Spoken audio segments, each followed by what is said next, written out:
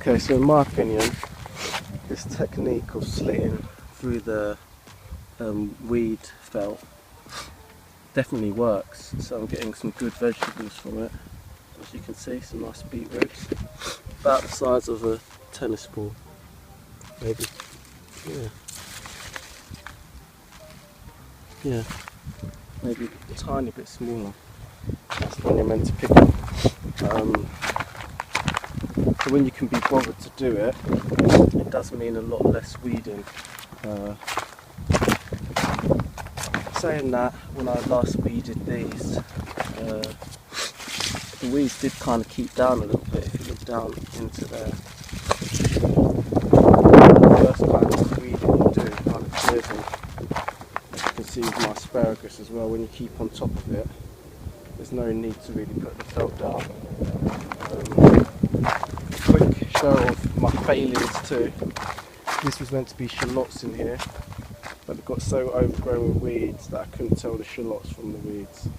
So I've just dug everything up, apart from my beetroots, which survived the weed attack. And I'll plant something else in there. Hi everyone, 2020 Zine here. This is actually a booby I've made, so I'm kind of honestly showing my errors that I'm making along the way as well.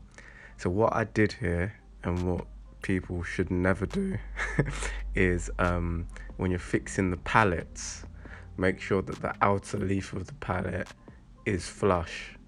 Now, with the external side, what I sadly did was I made it flush for whatever reason with the bottom plate.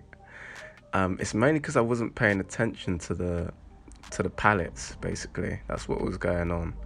Is when you're using pallets, for some weird reason, when you're building stuff, you don't compensate for the actual pallet boards, because they're not full walls, so you kind of almost forget about them in a way. But they've obviously got a depth there. So excuse my lisp. What I'm doing is basically filling that in with a long bit of thin timber.